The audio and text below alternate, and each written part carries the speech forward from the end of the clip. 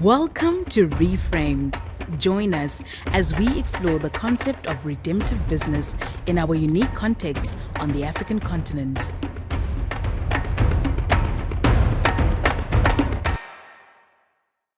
Hello, my name is Kerryne, and I call myself the Chief Excitement Officer of my company, Krause. I will be your host for this punchy, pragmatic, and inspiring series called Risk, where we aim to reframe risk through a kingdom lens.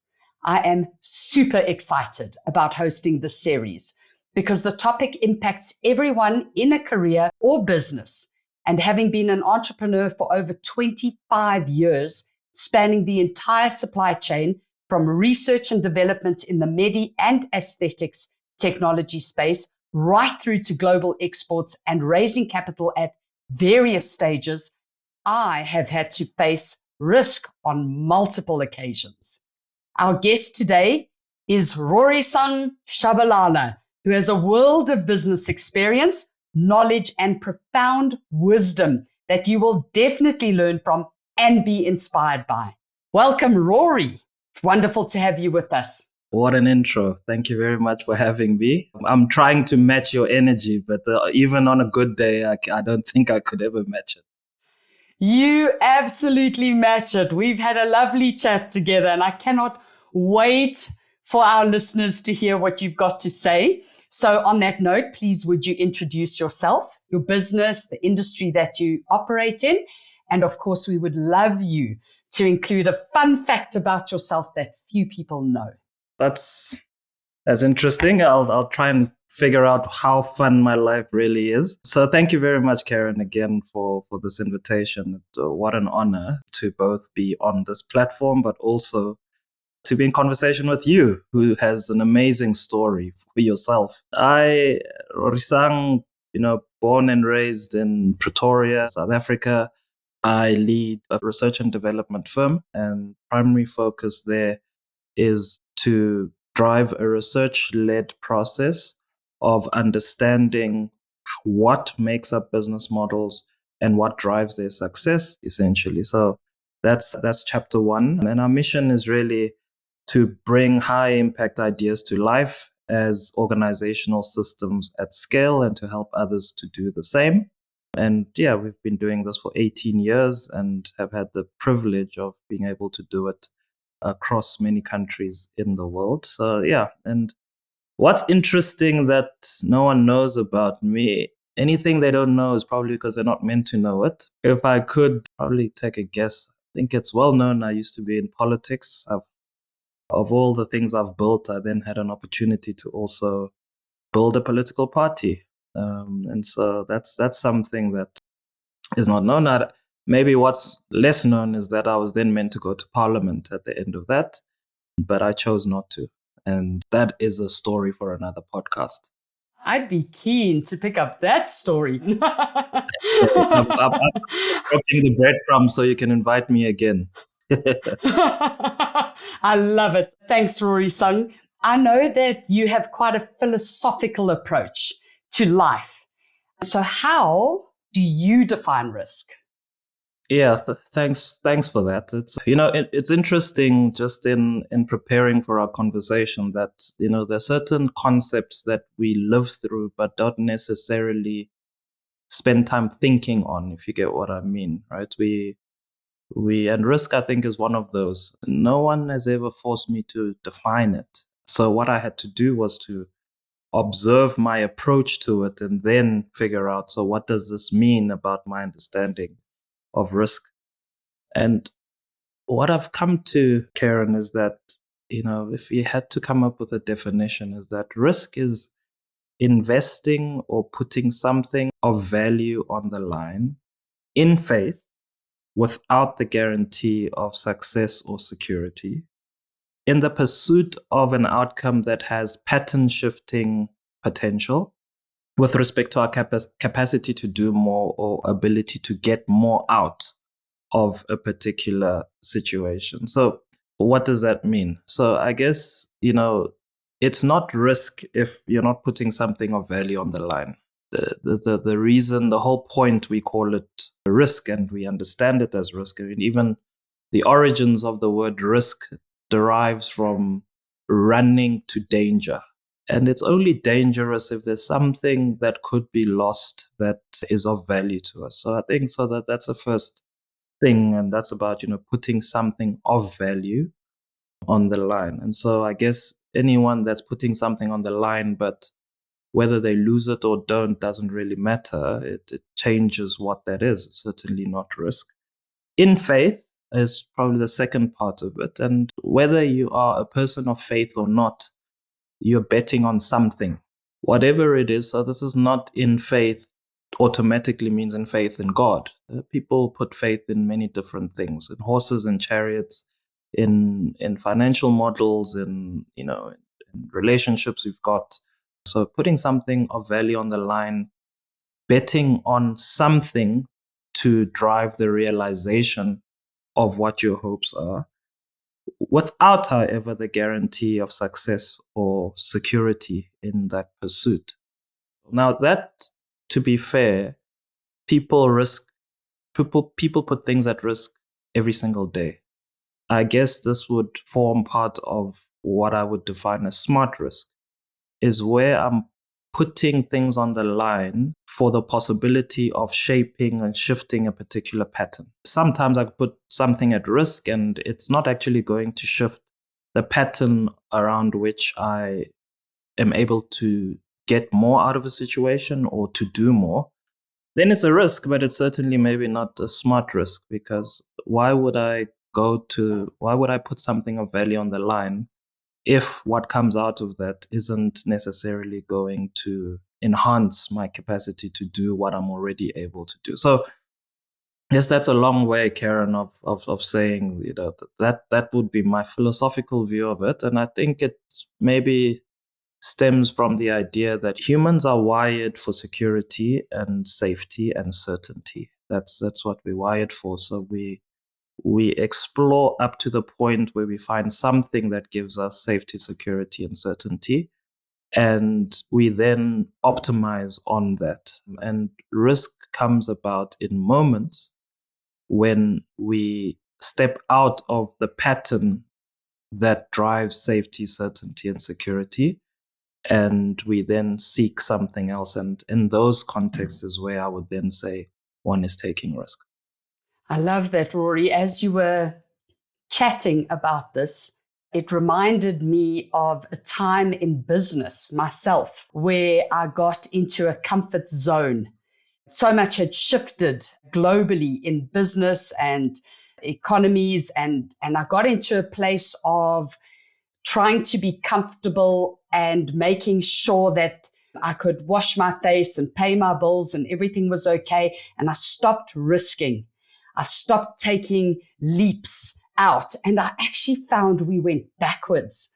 So yes, we're wired for that comfort. We think that we want that comfort. We think we're in control, consolidating and being very safe and very ordered, but it actually backfired on me. And I was just reminded of that in this conversation. I completely get it, Kerryne. I think it's what you did in that instance was the rational thing to do. I would posit that it's irrational to seek risk when there's no need to. And so I guess the rational thing to do for all of us would be to not take risk if the world was static and was simply happy to allow us to continue to gain from the world without needing to make adjustments. And the world is not static indeed. Everything is moving forward, including the kingdom of God. Everything is moving forward. It's growing, it's expanding. So I guess we can't really afford not to take risk. But, we had a conversation preceding today's podcast, and I recall you talking about your faith in God, but not the outcome. Can you just unpack that? Because that was so profound for me. And I absolutely loved what you said there, as a person of faith that I know you are. Yeah, Kerryne, I think it's the walk with Christ is one that If you are of the, let's call it charismatic persuasion, in contemporary times, increasingly has become about, I pray to God for stuff and he makes it happen. And I remember having a particular experience where it became clear to me that, or maybe let me tell you the story first. And this is the story of Shadrach, Meshach, and Abednego. For me, I think this is profound. It has completely shaped a lot of my life and worldview around even risk taking. And so Shadrach, Meshach, and Abednego, King Nebuchadnezzar has issued a decree: you will bow to my God, or else you will be thrown into the fire. Shadrach, Meshach, and Abednego refuse to do this, and eventually they get caught and they're given another chance. Are you going to bow to my God, or am I throwing you into the fire? And their response, we're all familiar with it. They say, we will not bow down to your God. And even if you throw us into the fire, God will save us. But then they say something that I just find to be most profound. They say, and even if he doesn't save us, we will not bow to your God. And I remember being confronted by this. It is about faith in God, not faith in positive outcomes. If it's faith in God, then I am leaning on his faithfulness. Part of his faithfulness is, he said, that in spite of what happens to me, he has predestined me, and that everything is working out for my good, even if I may not experience it or feel it as such. And so that lands me on the idea that there's a difference between faith in God and faith in positive outcome. It's not God's privilege to be part of my plans and my wishes for my life, but that it is my privilege to be part of God's divine destiny and plan. And if my part in that divine destiny and plan is to die at this moment, then so be it, to the glory of God and his divine destiny and plan for his creation. Oh, that is so inspiring. And I think for me and probably many of our listeners, it almost takes the pressure off the outcomes, because the world so defines success by our outcomes, by what is visible, by matter, by how many numbers in our business, and purpose is often left out. And this conversation is certainly left out of most of what we try and define as loss or gain or success or failure. And, God tested me a number of times in this area. He allowed my business on many occasions over 25 years to face almost imminent closure. And in those moments, I was faced with that decision. Where is my trust right now? Is it okay? Do I still love God? Do I still trust him if this is the end of the road? Earlier on, you spoke about you got into a comfort zone. And I think that's the thing, right? Is that when our comfort starts to be more important than our submission, that's when we then get into a dilemma, because then I'm constantly praying for my comfort rather than praying for God's will. And so it strikes me, I guess, that you can probably never fully get to a place of solid faith until you've gotten to a solid place of surrender, complete surrender to God for whatever it is that his intention for your life may be. And once that is done, he is faithful to his word. And being able to humble yourself to the fact that even when it's not looking like it's going my way, it is definitely going his way. And that's more than enough. Oh, I love it. Feel completely convicted by that one. But let's get into some juicy personal stuff. Rorisang, I want to know what the biggest risk is that you have personally taken. And it can be in your career, if possible. It could be success or failure as an outcome. And of course, we term those things in inverted commas likely, success or failure, because that's another podcast to define that. But are you happy to share some juicy stories? So when I went into politics, it was a big risk. There was a concern about the state of the country, and I felt that I could do something. But that was, it was at a time when there was a lot of fear around the topic of politics, and the idea that you've smoked your entire career if you go into politics. So if it doesn't succeed, you're done for.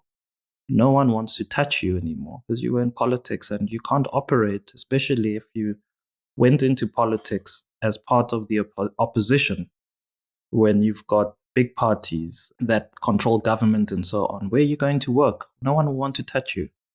And so we went there and we took the risk, and we certainly built the party.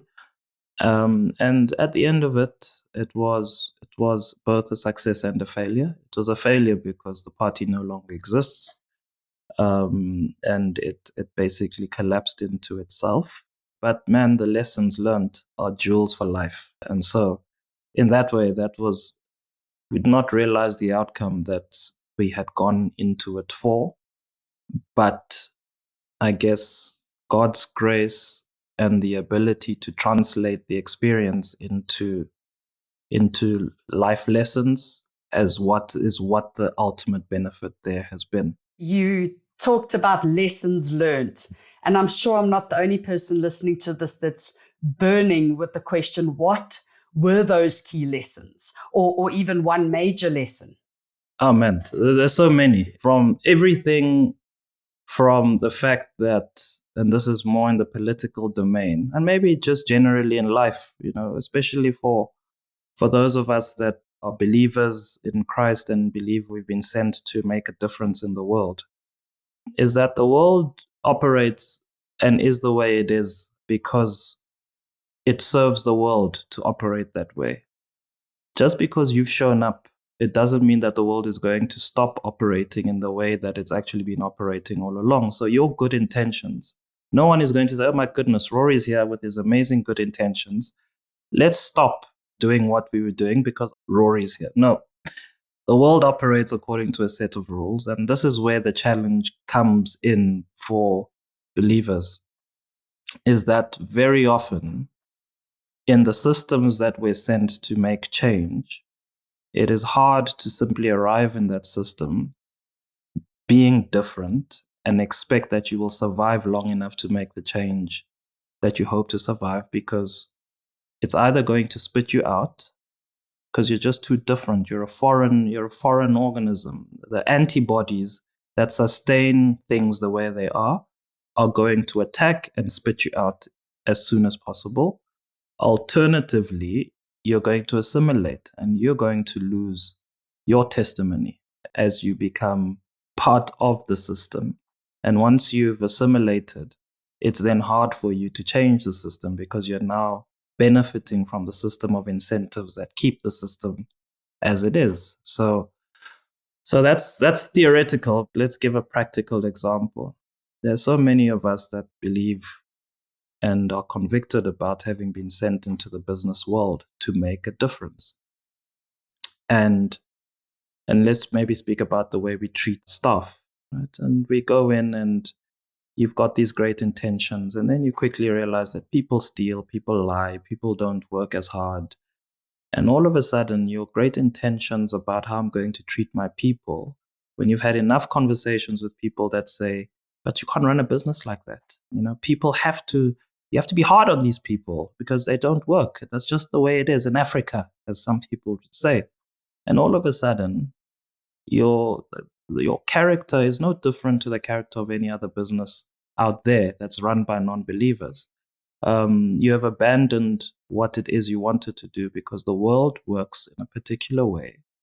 And you have resolved in your mind that if I don't adopt the way that the world is working, I'm going to fail. And so you very quickly assimilate. Or alternatively, you refuse to adapt and your business quickly fails. So, yeah, I think that's at least one lesson. Wonderful. Thank you. There was another example of taking a risk that you were going to share before I interrupted your flow. No problem. In business, there was a time when we had to decide to change the way we staff the firm. And it was the difference between working with staff that, let's say, just as an example, for this particular role, I'm used to paying 5,000 Rand for the role. I'm going to start paying 50,000 Rand for the role. So in other words, I'm changing the profile of how I staff this particular role. And that's a big risk. It's a big risk because it all of a sudden costs a lot more. But the anticipation is that if I spend 50,000, it will get an outcome that gives 20 times what I would have gotten if I had simply paid 5,000.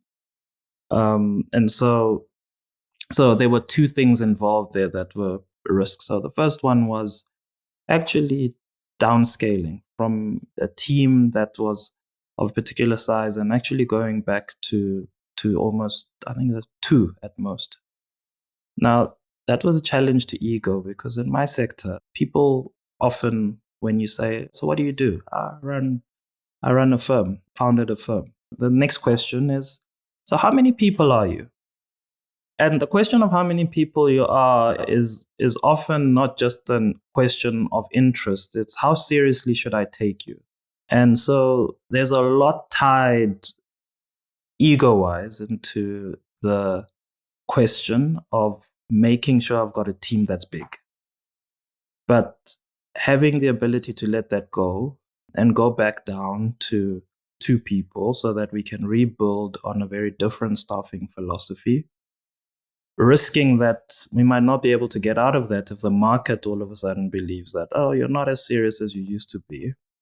That's another big risk that we've taken, but also the supposition that this 50,000 Rand resource will work out and will deliver a greater rate of performance than my 5,000 Rand resource. Also a big risk because that was not guaranteed. So that's another example in when we've taken risk and ratcheting your fixed costs up in business all of a sudden is also just risky because you're not sure you can recover on those. And quite often in business, you have to invest ahead of return. And so investment in the absence of guarantee is then what constitutes that risk. Wonderful. Now, like a thrilling movie that has a beginning, middle, and end, how did it end, Rorisang? Did you make the return? Good news and bad news. The bad news is it never ends. it never ends. The good news is that in that particular instance, it worked out. We certainly started to see the benefits of actually having a smaller yet more capable team driving a mission. Now, I guess it sounds obvious and maybe even just intuitive that's it makes sense. Why don't you just get that 50,000 Rand resource to start off with? For those that have started their own businesses, you would know that at the beginning you hire the best that you can afford. That's how you basically work. You'll always hire the best that you can afford. And when you've started from scratch, you might even suffer from a low self-esteem. And so you never believe that you deserve better. And what then happens is a business grows, the required capabilities all of a sudden expand. And the best that you could afford, and that was best for a particular season, is no longer the best for the new season. And what you then faced with is, do you continue trying to achieve more with limited capacity, or do you make changes? And that puts a lot of things at risk, right? So that puts relationships at risk because typically that is the best that you could afford at the beginning are also the ones that have been around the longest. And all of a sudden you may be going back to them and you're saying, thank you guys, but for this season, you're not the best for where we're at. And all of a sudden it's, oh, so we were there with you when you were nothing. Now we're here and now you're discarding us. So it's you're putting things of value to you. If relationships are of value to you, that's being put on the line. And of course, you're risking the fact that you have no idea if your new way of approaching things will work. And so, yeah, I think it did work out, I think, in the bigger scheme of things. But there were certainly some things that were lost in the process, as tends to happen. Where were you 25 years ago when I started my business with that low self-esteem and definitely didn't hire the best I could afford? You know, I started almost with a poverty mentality mindset. And then I'm just thinking about it now. The biggest risk I took was actually not leveling up when I needed to level up. I put loyalty above the business needs. And, you know, you've got to trust God in those situations, that even releasing people that have perhaps run their course with you helps them take the next step in their lives in another area and bloom and blossom and grow and prosper and, you know, live their purpose. And if I look back, all the times that I put loyalty and, but we've walked a long journey with them, whether it was a supplier or a staff member that wasn't actually delivering, I was not putting the business first. And then you can actually sink the whole ship. It's tough, you know, I guess for all of us, we all have good intentions. That's why we do the things we do. We've got good intentions, but you're often stuck in this thing of, why are all my good intentions producing results that I don't want? And quite often what perpetuates that pattern is all the difficult decisions that you lack the courage to make. So we get stuck in patterns, not because we don't know they're not great. You know, no one needed to tell you that your business was suffering. The issue wasn't that you needed a consultant to come and say, oh, the business is suffering. You knew that. What was probably the issue, and what has been the issue in my life as well, and maybe many others, is that the limits of the maximum experience of life, or the maximum experience of success, will always be bounded by the hardest decision that you don't have the courage to make. And that's basically it. And until you're able to make that hard decision, your life will then be bounded within particular parameters. Wow, that's so good. I mean, I could stop there for the next hour and just contemplate that one sentence, Rorisang. Truly, I think most of us, somewhere in our lives, our businesses, maybe some of our listeners, even on a personal level, are sitting with a decision that they have to make. I know I've got a few, and it just requires the courage to just make that decision. And, you know, I'm reminded of a business associate or friend of mine over the years who spoke into my life. He was also an elder in the church that I was in at that particular point, very successful Christian businessman. And he always used to say to me, you know, Kerryne, you've got to play to win, not play to lose. And I think we get stuck because we're going, okay, what am I going to lose here? What's at risk? What is going to go wrong? And he always said, play to win, play to win. And to, I think we almost have to make it a mantra in a way, play to win, to get out of that cycle of being bounded, like you say, in a particular life situation or business situation that you seem stuck in. So I then assume, which was one of the questions I wanted to ask you, was that in your view, taking risks is an inherent part of business. Do you agree, obviously? There's a book written by a gentleman called Jason Goldberg, Art of Scale. And in that book, he starts out by mentioning a number of principles of scale. And one of them, and I'm going to paraphrase, he says that, you know, profits drive scale, but basically profits also drive competition. So if you find a new vein of profit and you go for it, others are going to see it and are quickly going to crowd in, and all of a sudden it was there and then it's gone because competition also comes in. So the essence of it is that risk is inherent because your advantages are not permanent. They are permanent up to a point, and then they narrow, and then you have to find new advantages, and those new advantages require you to go into territory that others are not in, which then means you don't have precedent for success in those areas, and therein then that's why I said it never ends, because the space narrows, and then you have to find a new one, and so you have to take new risks, and you have to do that ahead of knowing whether it works or not. And that's the actual kind of issue, is that if there was guarantee of success, we'd all be doing it. Because there's no guarantee of success, no one has done it, and it requires somebody to go first. Oh, my word. It's like you've described my entire business journey in that sentence. When we went to market with our high-tech cucumber slices, so we have this cryogel polymer dermal delivery system, and we went into the market with a lifestyle product. So instead of a cream you rub into your eyes for anti-aging, etc., it's a patch that goes over the eye. And we were first to market, and we thought, oh, we've got this brilliant advantage. There's no competitors. Bad move. I learned the hard way.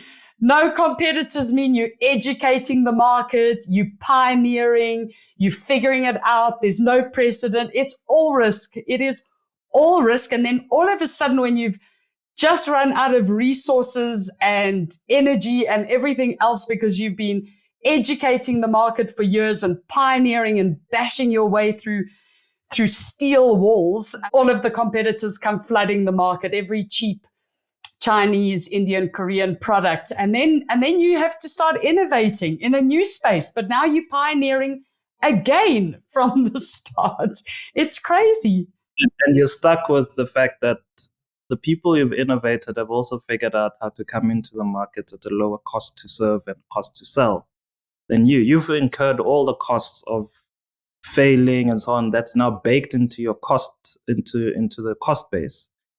They are able to avoid some of those that come in. So if you think about the banking industry as an example, the legacy banks are run on legacy systems. You often hear that about the banks, is legacy systems. The guys that are coming in now don't even establish branches. So all of a sudden, a big cost item is out of their income statement, and they are able to come in and attack the market. So you're then forced. So that's the dilemma with risk, is that you're taking risk not just on your own behalf, but potentially on behalf of the rest of the industry that will follow. And it then becomes a question of how well are you prepared to insulate the advantage for long enough to get your return before that return diminishes. But also, it's a combination of get enough out of that, but also get more to enable you to fund the next leap of faith that you probably need to take after that. Sure. Good advice. Because that whole second to market principle are those that win, much off the back of exactly what you've said, is true. I found that to be true. And then I'm wondering why God made me an entrepreneur. Why did I have to be the first? Why did I have to be the one to take all the risks and pioneer and burn through the cash and the energy and all of that? It also maybe raises the idea that there's risks in pursuit of opportunity, and then there's risks to current advantage. And so our ability to manage both sides of the risk is probably so. It's a risk I'm taking to grab an opportunity, and then How much effort am I spending in making sure I can defend the opportunity, mindful that I cannot probably defend it forever, or that the costs of defending it are going to increase over time? So, for example, your technology, you might have, come up with some IP protection around it, maybe get a patent around it.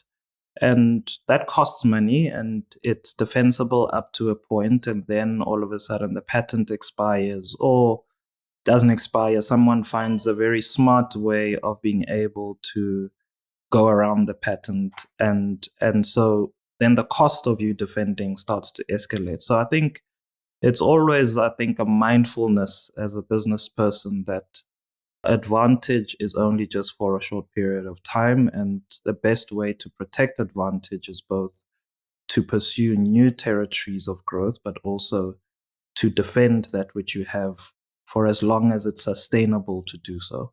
Fantastic wisdom. Thank you, Rorisang. Fantastic wisdom. So in your industry specifically, what kind of risks are necessary for you to stay competitive? So in our sector, our job primarily revolves around IP. In some sectors, ourselves included, you always have the trade-off between mining current opportunity or stepping away from current opportunity in order to develop new opportunity. What's the trade-off? The trade-off is that the efforts spent on developing new opportunity are not immediately cash generative. Mining existing opportunity is immediately cash generative. The problem with that is it's a diminishing opportunity, as we've spoken about. And so your ability to step away and take the risk of, I'm going to forego the cash that I would be generating so that I can develop a new vein of opportunity, knowing that I might not necessarily actually realize it, is the risk so a lot of just professional services businesses tend to struggle with that, because they're running on what the present opportunity is, and stepping away from that opportunity. It's like riding a bicycle, is that they're then caught in this thing that we have to keep cycling or else we fall. That for us is probably the biggest risk. It's the risk of staying too long, chewing the existing bone, while the new bones are being found by somebody else. That's great input. Thank you so much. I was just thinking of a far left field example from a risk I took when I started my business. I believe that I'd heard from God very clearly the capital raising or the finance strategy of the business. And I felt God say to me, I would like you to trust me for the resources 100%, which meant the following. And I felt all of it. No, do not bond anything. Don't sign any personal surety, and don't give any equity away. And that ruled out everything from venture capitalists to the bank. I mean, it left me with absolutely no option but to trust the supernatural, I guess. And if I think about, and that worked out for me, just in case the listeners are wondering, it was unbelievably mind-blowing to watch God steward resources my way, bit by bit, incrementally, one step at a time, over about a 3-year period, to go from concept, the starting blocks, right through to having built a manufacturing facility for the technology, having not had to do any of those, using a lot of grant funding, doors that opened came my way, bootstrapping the business. And that is one strategy for entrepreneurs to take. And there might be some going, well, yeah, I don't want to lose my home or risk my home, or I don't quite fancy the idea of taking on a business partner or giving shares away.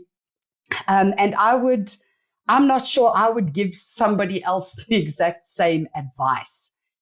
I think that in many ways, where we sometimes go astray is where we exercise obedience where we should be risking, and where we risk where we should be exercising obedience. And so I think it's exactly that then you can't then prescribe to people and say that this is a risk you should take, this is a risk, unless it's specifically forbidden in the Bible or anything like that. It will always be context specific. God will always be trying to do something through your experience and testimony that's different. And I think it's really just a function of our ability to hear from God and our ability to be satisfied with that which we're not hearing from Him sometimes. And often that which we're not hearing is the guarantee of success that we are waiting for. And that's where the risk taking really comes in, because there it's faith in God, not faith that this thing is going to work out. Ah, that came around full circle absolutely beautifully, and was an epiphany for me. I was obedient, and God was faithful to His word, because He says that He'll never leave us or forsake us. He's faithful to provide, and He has provided, no matter the failures within the business, no matter the outcomes, no matter the ups and downs, the roller coasters, the innovation cycles and loops, the mistakes I've made. Aside all of that, He has been faithful to provide. And that's what He was trying to show me, I guess, from the outside. How wonderful. So if we talk about teams, because we haven't yet touched on the fact that we are not an island. We don't make these decisions in isolation unless you are often a startup entrepreneur with no husband or children. But somehow our decisions impact somebody somewhere along the line in our lives, because no man is an island. How do we navigate the tensions that taking risks can create within a team? And by a team, I mean it could be a spouse, you wanting to bond the family home to start this business. It could be a spouse, or it could be your team within your organization that is going to be impacted by the risk that's about to be taken. How do we navigate those tensions? Well, first with great difficulty, often, because it's not easy. But I think that, my principle of just being an adult is adults make their own choices, but also face the consequences of their own decisions. And I think in any setting where the choice is mine, but the consequence is somebody else's, then I have not actually behaved like an adult or anyone of maturity. And so for me, I think it's always then a question of who would have to bear the consequences of this not working out. And those are people that I have to bring on side and get their buy-in to my taking that particular risk. And so I could be like, well, I'm the man, I'm going to take the risk. And, just you need to, as one US president has been saying to his citizens, stop being weak. And if that's my message, let's say to my wife and saying, just stop being weak. If she's crying in the background and I've taken that risk, whatever blessing I think I'm going to get is not going to, because the Bible says that God will not hear or refuses to hear my prayer. A lot of men's prayers are not being answered, are not getting to God, or God is not taking heed of them because their wives are in the background crying about the things that they're doing. And so it's so important to be able to get the buy-in of those who will have to bear the consequences for those risks. And it's often then a function of also being able to paint out what's the worst that can happen, in all honesty. And I think sometimes those of us who conceive of a vision get so excited about it and actually also tend to refuse to engage with what could go wrong. And some are even afraid that, admitting what could go wrong is an act of not having faith. But I think it's always important for any team to be able to say to them that this is what could go wrong. Let me let you at the least jump off the bus if that's not part of what you feel you want for your life.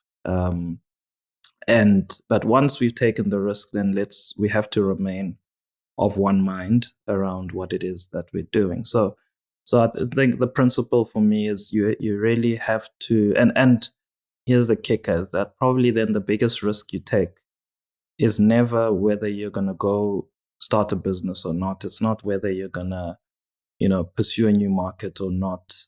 The greatest risk you're ever going to take is who you partner with in a particular mission. Because who you partner with then sets the parameters of what will be possible and not possible for you to achieve automatically, right? So for instance, if I decide that I want to grow a global company and there's an amazing opportunity in Europe somewhere, it requires me to move. My wife doesn't want to move.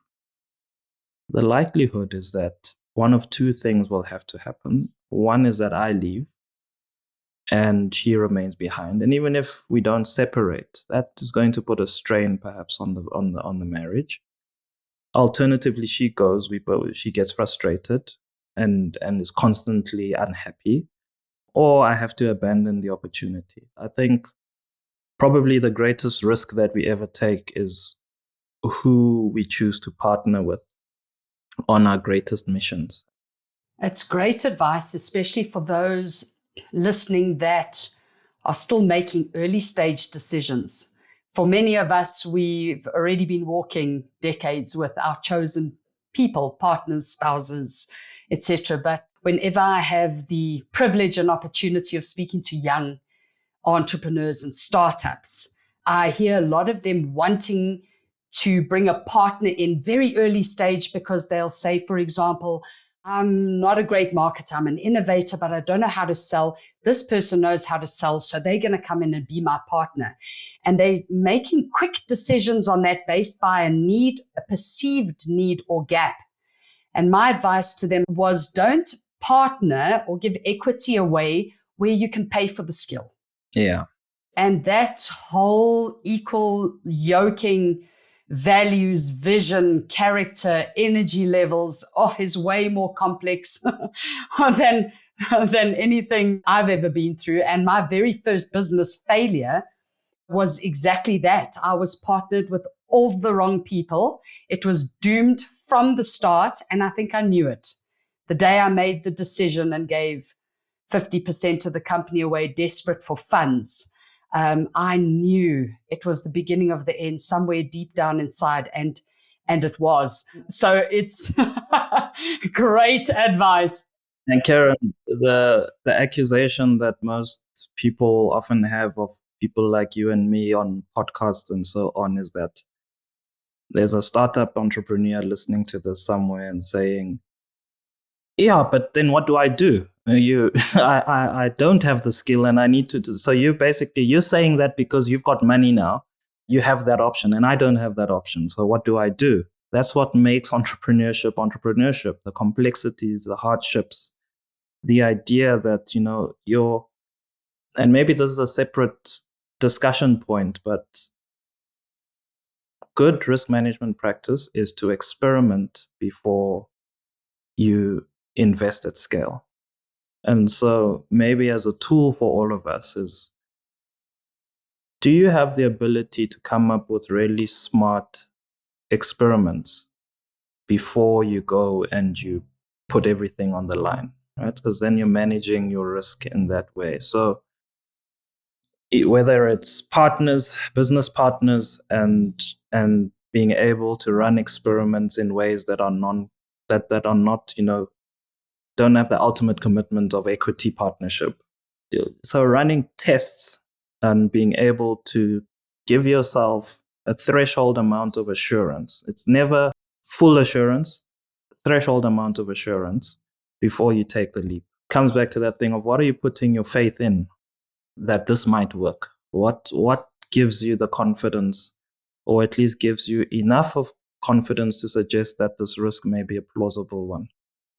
That is wisdom. That is absolute wisdom. Every part of my business, that's what I did from the beginning. I mean, I bootstrapped for, I think it was 10 years or or so. And I had no choice but to experiment. And when you're developing products, for example, you now need to make a prototype, and nobody's going to make you a full one product, no supplier.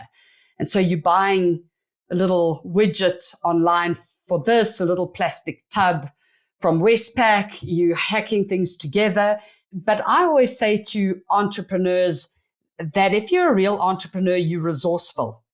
And in today's day and age, we have got technology and tools that are I didn't have when I started 25 years ago that I wish I'd had.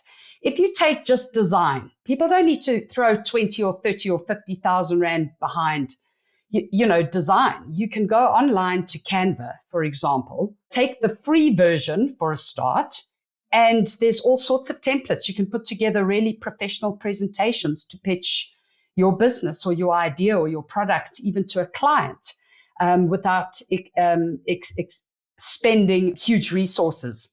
If you're an entrepreneur, you're resourceful. You will find a way. If you really want to, you'll find a way.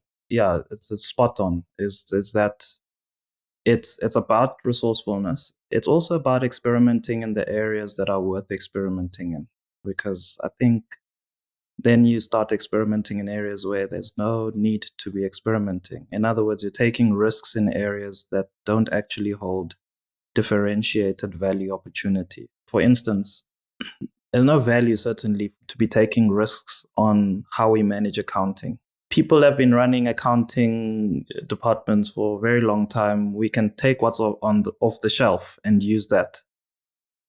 Having like the most innovative accounting department isn't going to make us more successful, right? At least not in our business, right? So why would we spend our time experimenting in that space? But experimenting in how you de-risk coming up with something new. If we can crack that, my goodness, then we're able to move with a lot greater confidence in areas of starting things new because we've cracked something that is not there. So I think that's why I said it's smart experiments. So you're not just experimenting for the sake of it. You are experimenting in areas that could bring about differentiated value. What differentiated value is it's able to generate a return that is greater than what you can get from just following the industry standard. I understand. As you were chatting, I wondered to myself if it would be considered a risk to not grow and expand. Yeah, it's definitely a risk because, again, if somebody enters the market and narrows your opportunity to operate, then you start losing out. My experience, though, is that businesses that choose to remain a particular size don't necessarily choose to remain a particular way. So what that means is that it's a family business. They're on the corner. They sell stuff. They continue to, they don't then say, we're going to open another store in another town. They remain there, but they change what they sell as the market changes.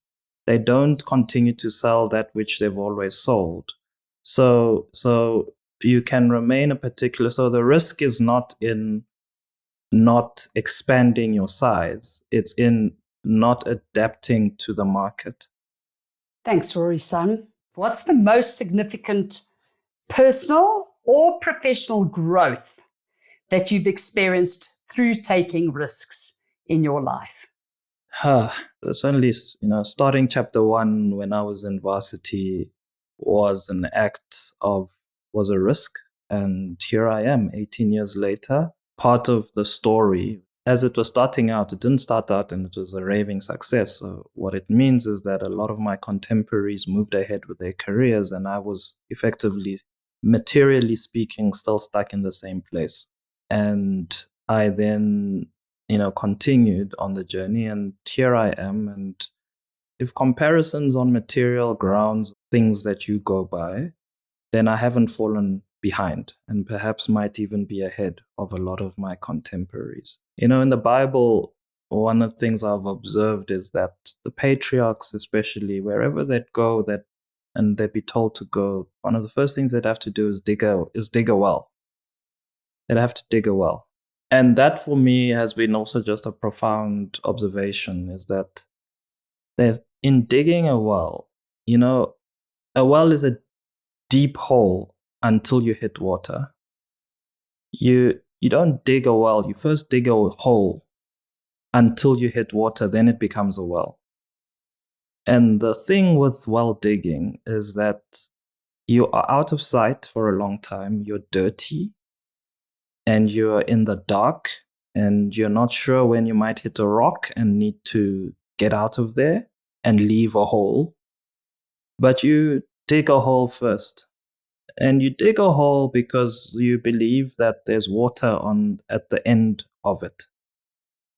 And I think so much of risk taking is about well digging, is that there's no guarantee you'll hit water, and there's a possibility you may hit a rock. And especially also, if you consider that while you're busy digging your hole, your contemporaries are running past you with buckets going to go and draw water from the river and are running past. So you're still digging a hole and they've got buckets of water that they're going up and down with.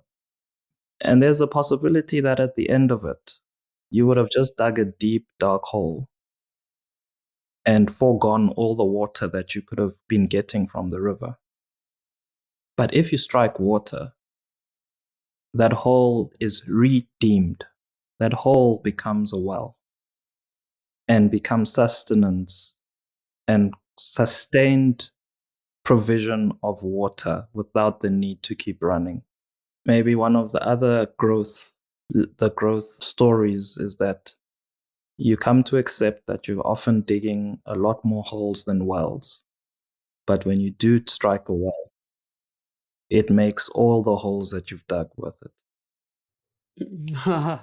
Brilliant. What a way to end off our podcast. Truly inspirational. Thank you so much, Rorisang. It has been a joy, an inspiration, a privilege, and a pleasure to have you on our podcast today. God bless you, your business, your family, and all that you put your hands to.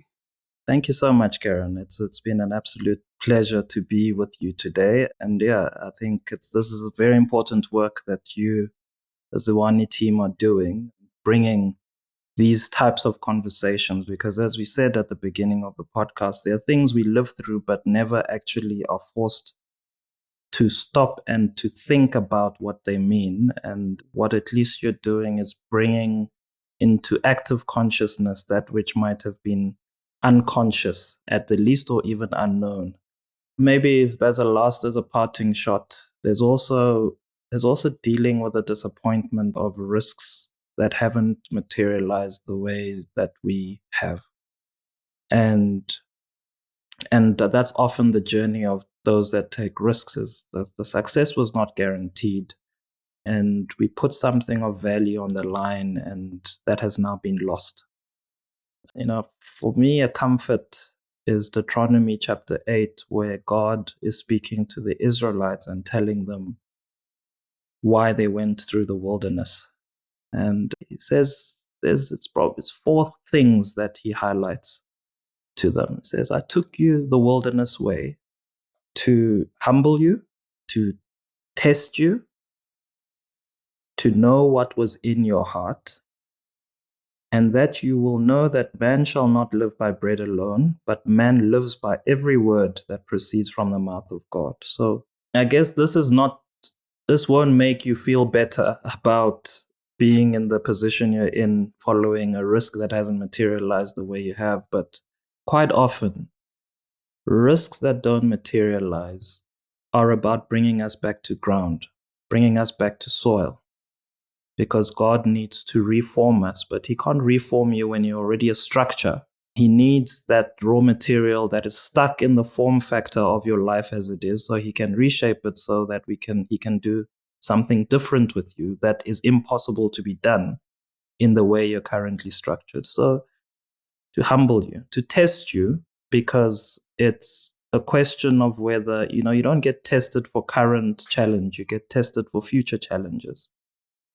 And so it is an assessment of readiness to take on what lies ahead. And then to to know what is in your heart. What's in your heart is not a mystery to God, but is often a mystery to you. And so how you are even engaging and navigating with the disappointment of this moment is a revelation of what's in your heart, while also maybe realizing that you thought that you were weak, but you're actually a lot stronger than you thought you were. And so it also allows you to harness that which you thought you might not have had. And then all of it, you're then able to get to a point where you realize that we don't live by bread alone. We don't live by everything going our way alone. We don't live by positive outcomes alone. We live by every word that proceeds from the mouth of God concerning our lives, even if that is not congruent with what comfort looks like for us right now. I guess I say all of this because I recognize that it's not the desire to grow or even take risks that prevents us. It's the fear of the disappointment. And there are a lot of people who are probably sitting in that disappointment right now. And if you can be encouraged, I guess the encouragement is that see this as potentially an opportunity for God to humble you, to test you, to show you what's in your heart, and to remind you that you actually don't live by that which you've lost. You live by every word that proceeds from the mouth of God concerning you. And amongst that is that He has predestined you for great exploits and deeds. Thanks, Kerryne. Amen. Thank you for joining us. This episode of Reframed was brought to you by Ziwani, a community of business leaders who partner together to live out their kingdom calling in the marketplace within Africa. To know more about us, visit our website at ziwani.com. That's ziwani.com.